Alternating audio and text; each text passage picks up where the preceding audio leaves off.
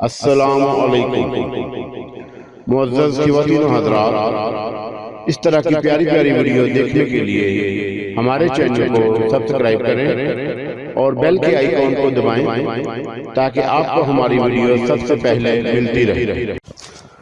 السلام علیکم دوستو، پیش خدمت ہے پجاری ایپیسوڈ نمبر 28۔ تو بالکل انسان لگ رہی ہے، تو کیا تو نے مجھے جانور سمجھا تھا؟ وہ آہستہ سے بولی۔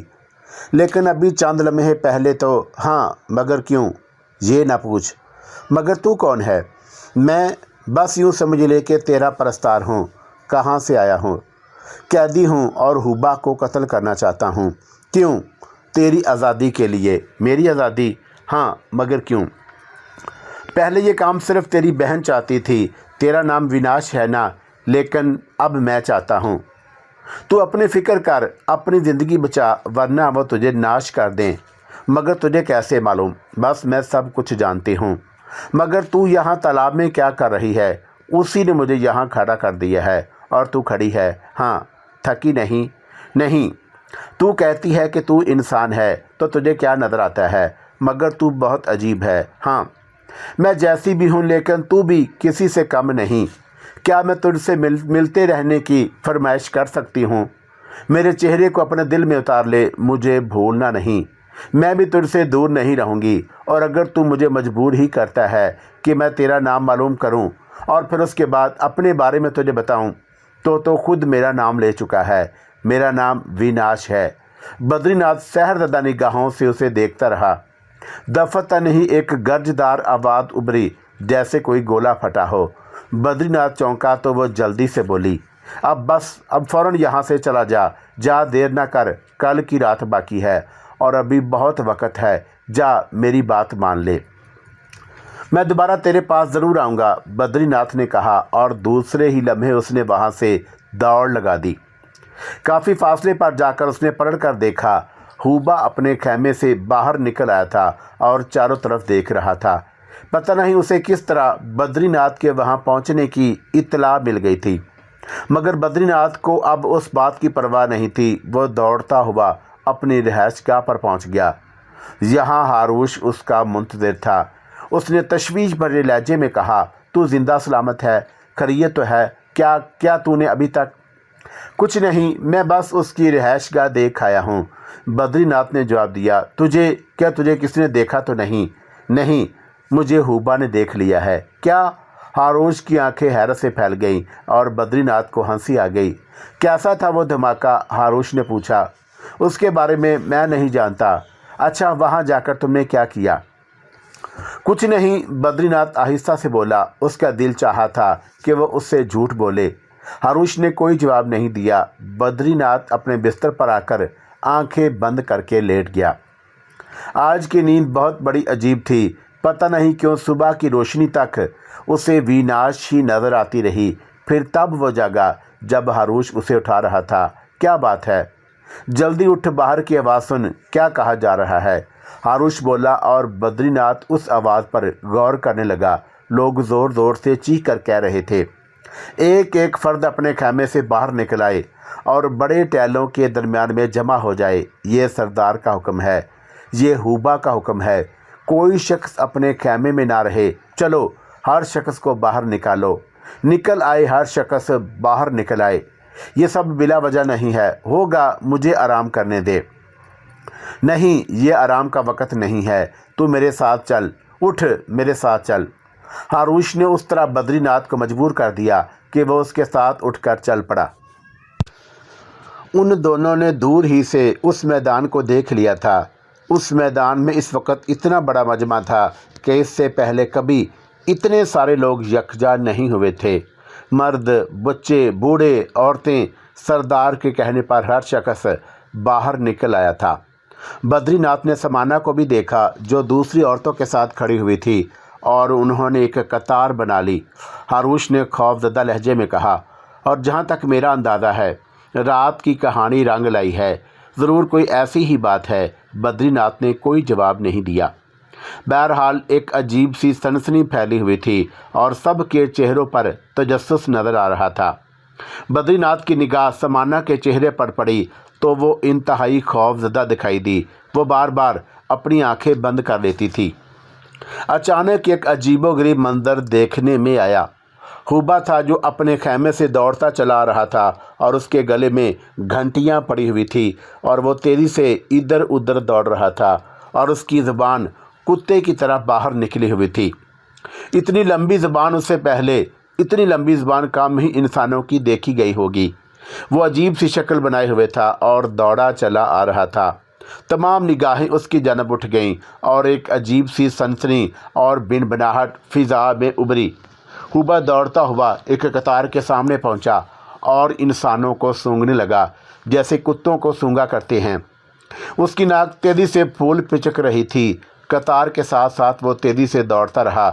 बाकी तमाम लोग खौफजदा निगाहों से उसे देख रहे थे।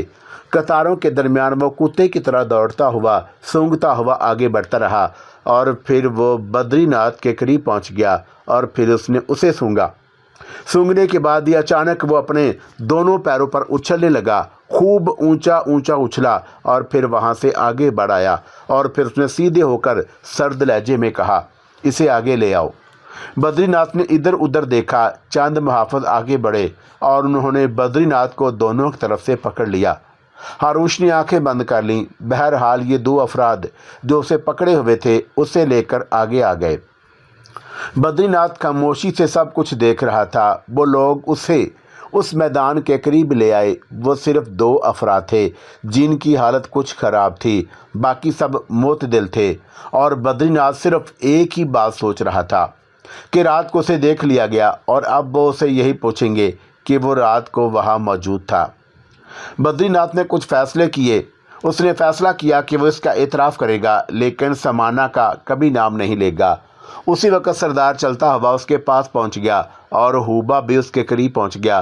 तब हुबा ने सवाल किया, लड़के, क्या तू रात को मेरी क़यामगाह की तरफ गया था? हाँ, बद्रीनाथ ने बड़े सुकून से जवाब दिया और वो उछल पड़ा। क्या कहता है? क्या तू उधर गया था? हाँ, क्यों गया था? वजह कुछ नहीं थी, बस नींद नहीं आ रही थी मुझे। मैं नहीं जानता था कि वह मुकद्दस हुबा की रिहाइश गाह है। बद्रीनाथ ने कहा, क्या तुझे ये बात मालूम थी कि मेरी रिहाइश के बाहर कोई नहीं जाता? हाँ, मैं जानता था। तो फिर तू उधर क्यों गया? मैंने कहा ना कि बस मेरे पाँव उठ गए और मैं उस तरफ चला गया। बद्रीनाथ ने जवाब दिया। मगर तूने लड़की को झील पर देखा था। कौन सी लड़की? बद्रीनाथ चालाकी से बोला, वो जो तालाब में खड़ी थी। पत्थर का वो मुजस्मा? हाँ, मैंने उसे छू कर देखा था। लेकिन क्या पत्थर के किसी मुजस्मे को छू कर देखना कोई बुरी बात है? वो पत्थर का मुजस्मा नहीं बल्कि विनाश थी, बेबी विनाश, जो हमारे कबीले की आबरू होती है। ये बात मैं नहीं जानता था। ये बात मैं बिल्कुल नहीं जानता था। ये दो थे ना, दूसरा कहाँ है? अचानक ही कामबख्त बूढ़े ने हारूश को याद करते हुए कहा और हारूश की हालत ख़राब हो गई। मैंने उनके लिए सदा तजवीज़ कर ली है। आज का सूरज बहुत चमकदार है और इसके साथी को ऊँटनों से बांध कर ऊँटों को आज़ाद छोड़ दो, यहाँ तक कि वो जाएं, उन्हें जाने दो। गरम रेत उसका फ़ैसला कर देगी और इसे मैं खुद सजा दूंगा। चारों तरफ शोर शराबा होने लगा। अब पता नहीं ये कामबख्त खुशी में चीख रहे थे या कुछ और कैफियत थी, लेकिन बहरहाल हारूश को गिरफ्तार कर लिया गया। बद्रीनाथ को दुख था कि हारूश उसकी वजह से मुसीबत में गिरफ्तार हो गया। कुछ देर के बाद बद्रीनाथ को खैमों की चोबों से बांध दिया गया। मजबूत जंजीरें उसके पैरों में डाल दी गईं और यह जंजीर इतनी मजबूत थी कि उन्हें तोड़ा नहीं जा सकता। बहरहाल दोपहर को जो भयानक खेल खेला गया वो बद्रीनाथ के लिए बड़ा अजीब था। हारूश बुरी तरह खौफजदा था। 4 ऊँटों को लाया गया और उनके जिस्मों से रस्सियां बांध दी गई और ये रस्सियां हारूश के बगल, गर्दन और चेहरे से मुंसलिक कर दी गईं। दोपहर का सूरज रेत को जहन्नमज़ार बनाए हुए था। रेत पर पड़ने वाला हर कदम आग पर पड़ने के मतरादिफ था। ऐसी सूरत में हारूश को ऊँटों से बांधकर कोड़े मारे गए और ऊँट दौड़ने लगे। हारूश का चेहरा और जिस्म अजियत का शिकार था और उसके हलक से निकलने वाली चीखें लंबी लकीरों के साथ नज़रों की हदों से गुजर गईं। हारूश की कहानी ख़त्म हो गई थी। बहरहाल वक्त गुजरता रहा। बद्रीनाथ रात के किसी वक्त सो भी गया। समझ में नहीं आ रहा था कि उसके लिए क्या फ़ैसला किया जाए। बहुत सी सोचें दामनगीर थीं।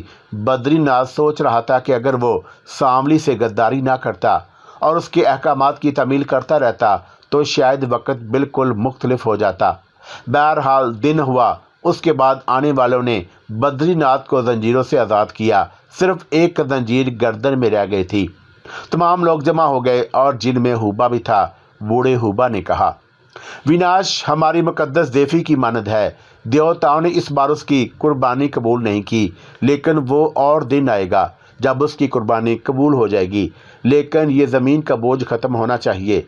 उसका एक साथी ज़िंदगी खो चुका है और अब इसे मौत के सफ़र पर रवाना होना चाहिए।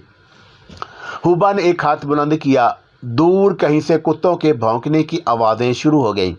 फिर बद्रीनाथ ने उन कुत्तों को देखा जिनकी तादाद 7-8 के करीब थी। बड़े खौनखवार कदो कामत के मालिक कुत्ते थे।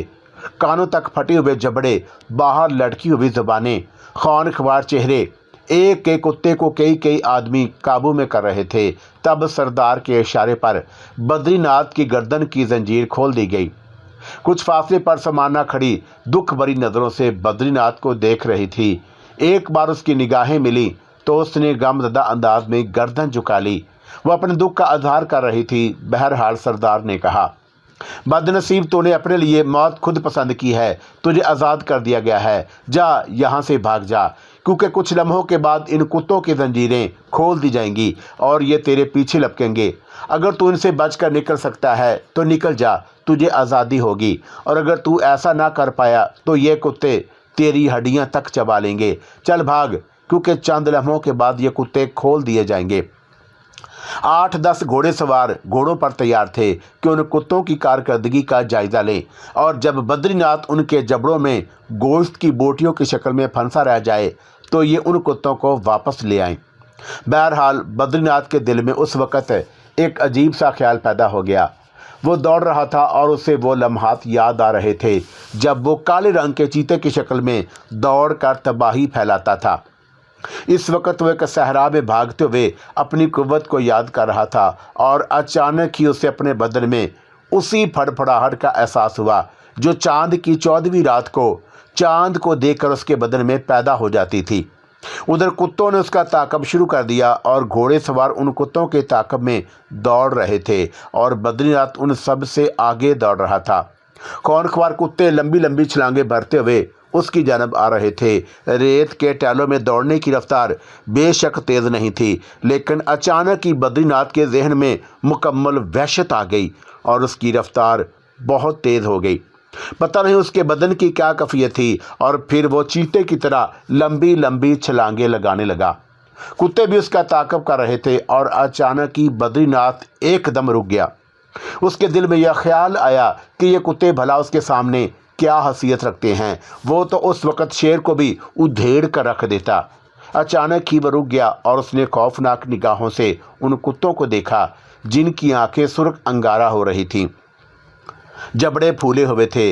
अपनी रफ्तार की तेज़ी में वो छलांगे मारते हुए बद्रीनाथ के ऊपर से निकल गए। आगे जाकर उन्होंने अपने आप को संभाला और बद्रीनाथ खुद उन पर टूट पड़ा। उसने एक कुत्ते को अपने बदन के नीचे दबोच लिया और उसकी दोनों टांगें पकड़कर कमर पर घुटना रखा और उसके बाद उसकी कमर तोड़ कर रख दी। रीढ़ की हड्डी, बाजू, गर्दन। दूसरे कुत्ते ये अमल देख रहे थे और फिर बद्रीनाथ ने एक और कुत्ते पर छलांग लगाई।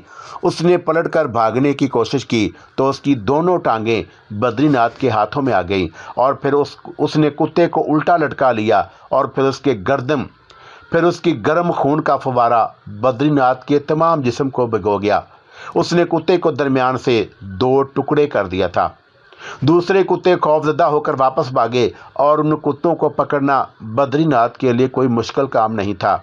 उसने बेपनाह छलांगे लगाना शुरू कर दी और एक एक को काट कर एक एक की तिक्का बोटी करने लगा, और इस तरह उसने 3-4 कुत्ते हलाक कर दिए, लेकिन बाकियों ने मुख्तलिफ सिमतें इख्तियार कर ली थीं। उधर वो घोड़े सवार अपने आप को ना रोक पाए थे। ये हैरतनाक मंजर देखकर वापसी के लिए भागे और बद्रीनाथ ने उछलकर एक घोड़े सवार पर वार कर दिया और उसे लिए हुए ज़मीन पर आ गया। اس نے اپنے آپ کو بچانے کی کوشش کی، لیکن بدری ناتھ نے اس کے نرخری کی نالی اپنے دانتوں سے ادھیڑ کر اس کے سینے پر لٹکا دی اور وہ ایک لمحے کے اندر اندر مر گیا۔ باقی گھوڑے سواروں نے کتوں کی طرح مختلف سمتوں کا عمل کیا تھا۔ بہرحال یہ سب کچھ جو ہوا تھا وہ انتہائی خوفناک تھا۔ بدری ناتھ کو یہ احساس نہیں تھا کہ وہ اس وقت کس شکل میں ہے، لیکن وہ خونی نگاہوں سے چاروں طرف دیکھ رہا تھا۔ تبھی اسے ایک پہاڑ کے دامن میں ایک چھوٹا سا سوراخ نظر آیا اور وہ بغیر سوچے سمجھے اس سوراخ کی طرف بڑھ گیا۔ یہ انوکھا طلسمی سوراخ تھا جس کی دوسری طرف ایک الگ ہی دنیا آباد تھی۔ چنانچہ وہ آگے بڑھتا چلا گیا اور حیرت سے یہ سارے مناظر دیکھنے لگا۔ ایک انتہائی حسین پھولوں سے لدا ہوا باغ جو بہت ہی خوشنما نظر آ رہا تھا۔ اس بھیانک ماحول کے بعد اس باغ کا نظر آنا ناممکن سی بات تھی، لیکن اس نے اس شخص کو دیکھا جو ایک خوبصورت جوان تھا اور ایک مخصوص لباس میں مسکراتا ہوا اس کی طرف چلا آ رہا تھا۔ قریب پہنچتے ہوئے اس نے مسکراتے ہوئے گردن جھکائی اور بولا، میں تجھے ابھی سلام نہیں کرنا چاہتا، مگر میں تیرا احترام اسی طرح سے کرتا ہوں کیونکہ تو نے شیطان سے روح گردانی کی ہے۔ کون ہے تو؟ سلال ہے میرا نام اور میں مسلمان ہوں۔ بدری ناتھ نے عجیب سی نگاہوں سے اسے دیکھا تو سلال نے کہا، میرے ساتھ آ، مجھے معلوم ہے کہ تمہیں اس وقت کس چیز کی ضرورت ہے۔ تب وہ بدری ناتھ کو ایک خوبصورت سے حوض کے پاس لے گیا۔ حوض کے کنارے کچھ کپڑے رکھے ہوئے تھے، یہ تیرے بدن پر مناسب ہوں گے، غسل کر کے لباس تبدیل کر لے، میں سامنے 12 دری میں تمہارا انتظار کر رہا ہوں۔ بدری ناتھ کو یہ سب عجیب تو لگا، لیکن تھا بہت غنیمت اور اس کے بعد 12 دری میں پہنچ گیا۔ وہ عجیب و غریب احساسات کا شکار تھا۔ بہرحال جب 12 دری میں پہنچا تو سلال عمدہ قسم کے کھانے سجائے بیٹھا اس کا انتظار کر رہا تھا۔ بدری ناتھ نے کہا، تم کون ہو؟ میں تمہارے بارے میں کچھ بھی نہیں جانتا اور مجھے اس بات پر بھی حیرت ہے کہ اس جزیرے میں صرف اس پہاڑ کے سوراخ کی دوسری جانب اتنی خوبصورت جگہ موجود ہے۔ یہ میری رہائش گاہ ہے اور تم یہ سمجھ لو کہ میں یہاں تمہارا انتظار کر رہا تھا، مگر تم ہو کون؟ جاننا چاہتے ہو میرے بارے میں تو میں تمہیں بتا دوں گا، پہلے کچھ کھا پی لو۔ بہرحال سلال نے اس کی کافی خوب خاطر مدارت کی اور پھر اپنے بارے میں بتاتا ہوا بولا، میں بھی تمہاری طرح شیطان ساملی کا شکار ہو گیا تھا۔ میری زندگی کی کہانی بڑی عجیب ہے۔ شیطان نے مجھے بچپن ہی سے اپنے قبضے میں کر لیا تھا اور مجھے ایک جانور کی طرح ہی تربیت دے دی گئی تھی، لیکن میرے کانوں میں اذان کہی گئی تھی اور مجھے یہ بتایا گیا تھا کہ میں مسلمان ہوں۔ بس اسی اذان نے میری حفاظت کی اور آخر کار لاتعداد مسائل سے گزرنے کے بعد میں اپنے آپ کو یاد کرنے میں کامیاب ہو گیا اور میری اس کوشش میں میری شریک کار، میری محبوب ہستی جو اب میری بیوی ہے، پیش رہی۔ میں نے اسی کی دعاؤں سے دوبارہ اپنی منزل کو پایا۔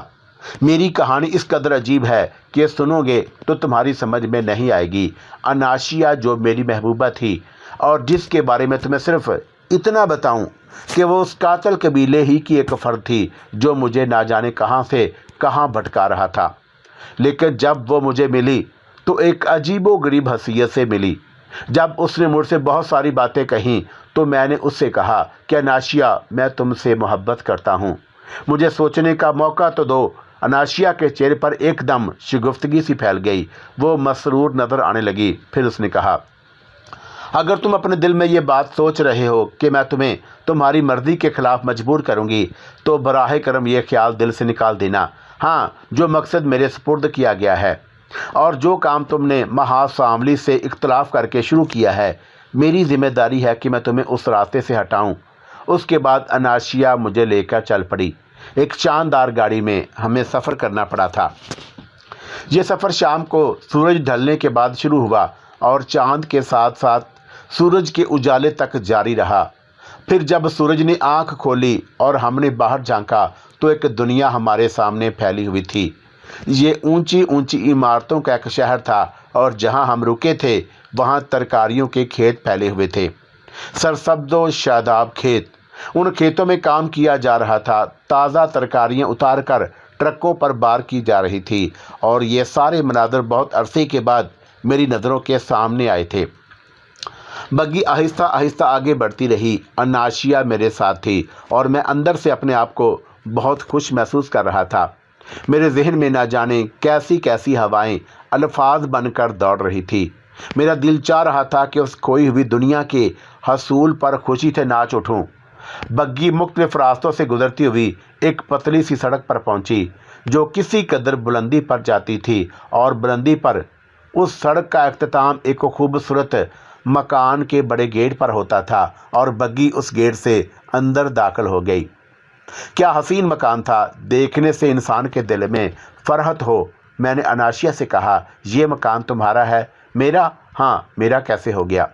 महासामली के इशारे के मुताबिक अब ये तुम्हारा मकान है और तुम बहुत बड़ी शख्सियत के मालिक हो। इतनी बड़ी शख्सियत के मालिक के कोई सोच भी ना सके। कैसी शख्सियत? अभी कुछ ना पूछो, आगे देखते रहो। बग्गी मकान के खूबसूरत इमारत के सामने रुकी। यहाँ बड़ी बड़ी कारें खड़ी हुई थी और ये सब कुछ मेरा जाना पहचाना था। अपना ना सही, लेकिन दूसरों को मैंने देखा था कि ज़िंदगी कैसी कितनी हसीन गुजारते हैं। फिर मेरा बाप एक जहाज़ का कप्तान था और हम लोग एक इस्लामी मुल्क के रहने वाले थे। बेशक मेरे बाप के पास इतनी वुसअत नहीं थी कि वो ऐसी शानदार जगह मेरे लिए मुंतखब कर सके। उसके बावजूद मेरे पास जो फ्लैट था वो बहुत ही हसीन था और वहाँ से साहल नज़र आता था। हम इमारत में दाखिल हो गए। इक्का दुक्का अफराद यहाँ मौजूद थे जो हमारे सामने इस कदर मुअद्दब थे कि हैरानी होती थी, जैसे हमारे गुलाम हों। फिर सलाल मुझे एक खूबसूरत कमरे में ले गई जो आरामगाह के तौर पर था। यहाँ इतनी अजीम शान गोल में सहरी बिछी हुई थी जिस पर 10 अफराद आराम से सो जाएं, लेकिन वो तनहा मेरे लिए थी। उसका गद्दा इतना मोटा, इतना नरम कि इंसान उस पर लेटकर जैसे पानी की गहराइयों में उतर जाए या बादलों भरी हवाओं के आगोश में पहुंच जाए। मैंने अनाशिया से कहा, अनाशिया, क्या मैं होशो हवास में हूँ? हाँ, तुमने पहली बार होशमंदी का फैसला किया है और ये तुम्हारी होशमंदी का इनाम है। ये कमरा तुम्हारे लिए है। बाहर जितनी कारें खड़ी हुई हैं वो सब तुम्हारे इस्तेमाल के लिए हैं। ड्राइवर भी मौजूद होगा। मुलाजमाएँ और मुलाजम हैं जो तुम्हारी भरपूर खिदमत करेंगे। ये सब तुम्हारे लिए, सिर्फ़ और सिर्फ तुम्हारे लिए। और उसके बदले में मुझे क्या करना होगा? अभी कुछ नहीं, बस यूँ समझ लो कि सूमा के ज़रिए तुम्हें हदायत देंगे और तुम उसके मुताबिक अमल करोगे। मैं खामोश हो गया। थोड़ी देर के बाद मैंने कहा, तुम तो मेरे साथ रहोगी ना अनाशिया? मेरे इस सवाल पर अनाशिया के चेहरे पर एक लम्हे के लिए उदासी दौड़ गई। फिर उसने कहा, नहीं, इसकी मुझे इजाज़त नहीं होगी, लेकिन मेरा दिल तुम्हारे साथ रहेगा और वो लम्हा जिसकी तुम्हें मेरे साथ ज़रूरत होगी मैं तुम्हारे पास पहुंच जाऊंगी। मैं समझा नहीं। तुम जब भी मुझे आवाज़ दोगे या महासामली का कोई पैगाम तुम तक पहुंचाना हुआ तो मैं तुम्हारे पास आऊँगी। बराह करम ये ना सोचना कि तुम रातें मेरी कुर्बत में गुजार सकोगे। ये ना हो सकेगा क्योंकि उसकी इजाज़त नहीं। लेकिन तुम्हारे साथ मैं उस खूबसूरत दुनिया की सैर करूँगी, तुम्हारे साथ वक़्त गुजारूँगी। यूँ ना समझना अनाशिया कि तुम्हारी कुर्बत से मैं कोई ऐसा फ़ायदा उठाना चाहता हूँ जो गैर अखलाकी हो। बस यूँ समझ लो कि तुम्हारी कुर्बत मेरे लिए ज़िंदगी का पैगाम रहेगी। ज़िंदगी का पैगाम मैं देती रहूँगी। उसने मुस्कुराते हुए कहा, बहरहाल इस नई दुनिया में आकर मैं बहुत खुश था। अनाशिया थोड़ी ही देर के बाद मुझे छोड़कर चली गई थी। मैं अपनी उस आरामगाह में आराम करता रहा था। ज़िंदगी इस दौरान जिन मुश्किलात में गुजरी और उसका अंदाज़ा अब मुझसे ज़्यादा हो चुका था। मैं बहरहाल अपनी जगह मुतमिन था, लेकिन माजी के नकूश मेरे जहन को बड़ा उलझा रहे थे। रात का खाना मैंने और अनाशिया ने एक साथ खाया, लेकिन अनाशिया के चेहरे पर उदासी के नकूश थे। खाने के बाद उस हसीन इमारत का जायज़ा लेते हुए मैंने कहा, क्या बात है अनाशिया, कुछ उदास लग रही हो तुम?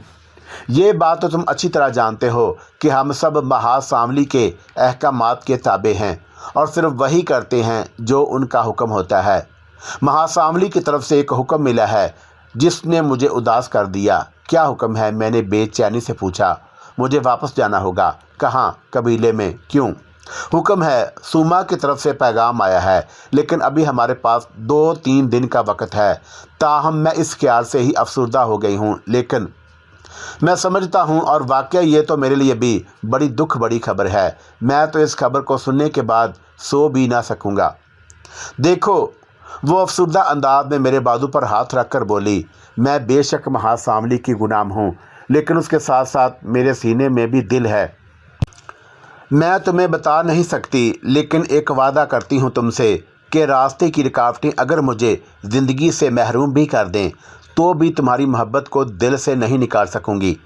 दुनिया अगर मुझसे उठ गई तो जान भी दूंगी तो तुम्हारी बाहों में आकर। यह मेरा वादा है तुमसे। मेरी तरफ से दिल कभी ख़राब ना करना। मैंने आंखें बंद कर लीं और वाकई उस रात में बहुत अफसरदा रहा। दूसरी सुबह वो हवा के ताज़ा झोंके की मानद मेरे पास आ गई। चेहरे पर उदासी की लकीरें थी, आंखों में रात को जागने की सुर्खी थी। लिबास बहुत खूबसूरत पहने हुए थी और एक हसीन लिबास लाई थी जो एक मुलाजिम किस्म का आदमी उठाए हुए था, और उसने वो लिबास मेरे सामने रख कर कहा, ये सब तुम्हारे लिए हैं। मैंने हंसकर हैरत से उन लिबासों को देखा और कहा, मैं तो इन्हें पहनना भी भूल गया हूँ। मैं जो हूँ तो अब तुम मुझे लिबास पहनाओगी। हाँ, मैं तुम्हारे वजूद की राजदार हूँ और तुम मेरे वजूद के राजदार। याद नहीं है कि सी फ्रोज़न के तालाब में तुमने मुझे किस हाल में देखा था? मेरी आंखों में नशा उतर आया। उस वक्त तो खैर मुझ पर हैरत आ रही थी, लेकिन अब इस तस्वर को जहन में लाकर मुझे वाकई एक अजीब सा एहसास हुआ। मैंने कहा, लेकिन फिर भी नहीं, बिल्कुल नहीं, आओ। और फिर वो तजर्बा भी मेरे लिए बड़ा अजीब था, लेकिन जदीद तरीन लिबास एक बार पहनकर मुझे माजी याद आ गया और मैंने हंसते हुए कहा, तुमने हम दोनों के एक होने की तकमील कर दी अनाशिया। लेकिन अब मुझे मेरा माजी लम्हा लम्हा याद आ रहा था। वो उदासी से मुझे देखने लगी। फिर बमुश्किल तमाम उसने अपने आप को संभाला और बोली, आओ हम सैर करेंगे। खूबसूरत बग्गी का कोचवान एक शानदार लिबास वाला आदमी था। मैं जानता था कि ये भी महासामली का गुलाम होगा। हमने सूरज के नीचे उस अजीमो शान शहर की सैर की जिसका नाम चर्नपुर था। ये एक बहुत बड़ा शहर था, जदीद तरीन इमारतों से मरसा। देखकर हैरत होती थी, लगता ही नहीं था कि हम किसी मशर की आबादी में हैं। मैंने एक बार रामनगर देखा था, एक बार वाशिंगटन देखा था। धर्म रामनगर का दारुल हुकूमत था और जदीद तरीन बुनियादों पर तामीर शुदा, लेकिन किसी भी तरह ये धर्म दर से कम नहीं था। नाइट क्लब, आला दर्जे के होटल, रेस कोर्स, क्या नहीं था यहाँ। माजी के नकूश मेरे जहन में आ रहे थे, लेकिन अफसोस माँ बाप की तकलीफ़ें मिटे मिटे नकूश की मानद थीं। मुझे वह चेहरे याद नहीं आ रहे थे और दिल उनके लिए तड़प रहा था। शाम तक हम लोग घूमते रहे। साहले समुंदर पर पहुँचे। रेत के टैलों के दरमियान सैर करते हुए अनाशिया ने मेरे चेहरे पर खौफ के नकूश देखे तो बोली, अरे क्या बात है, कुछ अजब से नहीं हो रहे तुम? हाँ अनाशिया, मुझे अपनी बदबख्ती के दिन याद आ रहे हैं जब उन्होंने मुझे इंसान से जानवर बना दिया। नहीं, महासामली की मुक़द्दस सरज़मीन पर तुमने जो लम्हे गुजारे उन्हें अपने लिए बुरा ना कहो, बुरा ना समझो। अनाशिया ने तमाम तर मोहब्बत के बावजूद महासामली से अनाशिया की यह अकीदत मेरे दिलो दिमाग को चुभती थी, और 2-3 बार मैंने भी यही सोचा था कि अनाशिया, अगर तुम आखिरी लम्हे तक राह रास्त पर ना आई तो शायद हमारे दरमियान के तमाम रास्ते खुद ब खुद गहरे गढ़ों में तब्दील हो जाएं।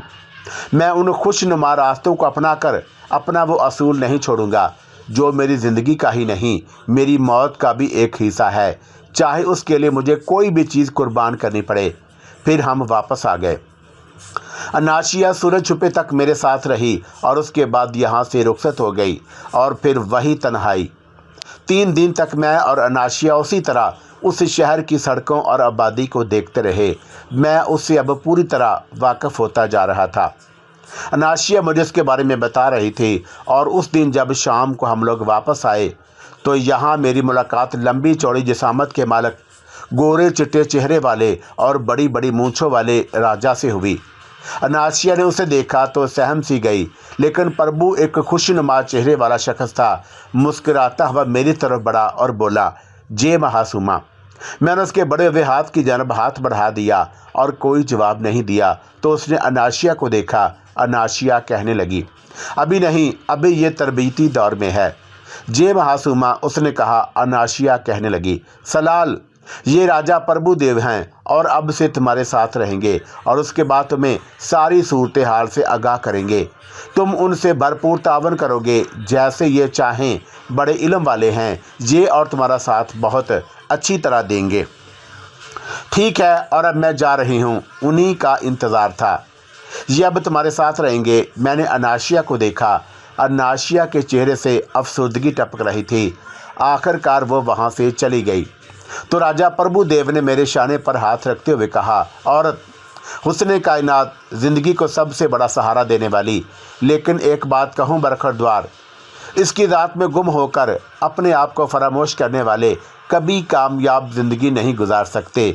ये अच्छी साथी है, अच्छी दोस्त है, ज़िंदगी के अच्छे दिन साथ गुजार देती है, लेकिन बस उससे आगे अगर इस पर भरोसा किया तो समझ लो कि अपनी ज़िंदगी को चिड़िया की ज़िंदगी बना देने की कोशिश कर रहे हो। और ये जगह जगह बिखरी पड़ी हैं, किसी एक के लिए उदास। मैंने उसका जुमला दरमियान में रोक दिया, हाथ उठाकर उसे खामोश रहने का इशारा किया। वो खामोश होकर मुझे देखने लगा तो मैंने कहा, सुनो राजा प्रभुदेव, अपने अफकारों ख्यालात को आसमान के अल्फाज नहीं समझना चाहिए। ये तुम्हारी सोच है। हो सकता है कि मेरी सोच तुमसे मुख्तलिफ हो, इसलिए अल्फाज अदा करते वक्त दूसरों के जज्बात का ख्याल रखना चाहिए। उसने दोनों हाथ उठाकर बुरा बाने बगैर कहा, आइंदा ख्याल रखूँगा, लेकिन नसीहत की बात इसलिए करता हूँ कि तुमसे कि एक निगाह में भाई हो और बड़ा पसंद किया है मैंने तुम्हें। फिर मुझे तुम्हारे साथ एक लंबा जीवन गुजारना है। जे महासुमा हाथ उठाए, लेकिन मैंने उसके अल्फाज नहीं दोहराए। राजा प्रभुदेव ने मुस्कुराते हुए कहा,